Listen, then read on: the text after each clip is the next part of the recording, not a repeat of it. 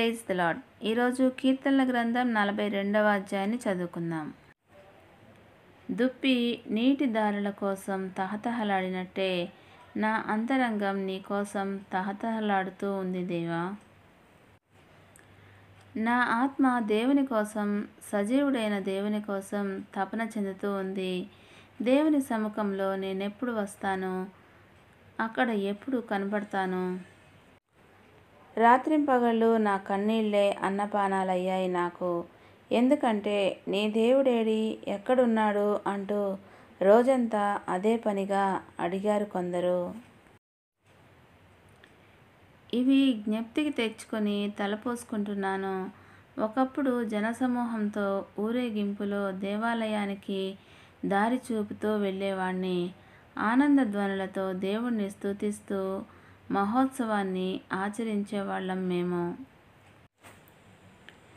మనసా, నీవెందుకు ఇలా కుంగిపోతావు? నాలో ఎందుకలా ఘోషిస్తావు? దేవుని మీద ఆశాభావం ఉంచు. ఆయనే నా రక్షణ, నా దేవుడు. ఇంకా ఆయనను స్తుతిస్తాను. నా దేవా, నా మనసు కృంగిపోయి ఉంది కనుక యొర్దాను ప్రదేశం నుంచి, హెర్మోను శిఖరాల నుంచి, మిసార్ కొండ నుంచి నేను నిన్ను తలంచుకుంటాను. నీటి ప్రవాహాల గర్జన మూలంగా జలాగాధాన్ని పిలుస్తూ ఉంది. నీ తరంగాలు, అలలు అన్నీ నా మీదుగా పొర్లిపారాయి. పగలు యెహోవా తన అనుగ్రహాన్ని పంపిస్తాడు. రాత్రి ఆయన పాట నాకు తోడుగా ఉంటుంది. అది నాకు జీవదాతగా ఉన్న దేవునికి ఒక ప్రార్థన. నీ దేవుడేడి, ఎక్కడున్నాడు అంటూ రోజంతా అదే పనిగా నా శత్రువులు అడుగుతున్నారు.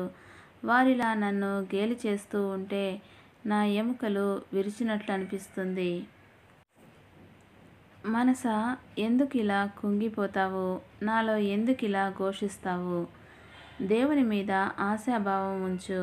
ఆయనే నా రక్షణ, నా దేవుడు. ఇంకా ఆయనను స్తుతిస్తాను. దేవుడి పరిశుద్ధ వాక్యమును దీవించునుగాక. ఆమేన్.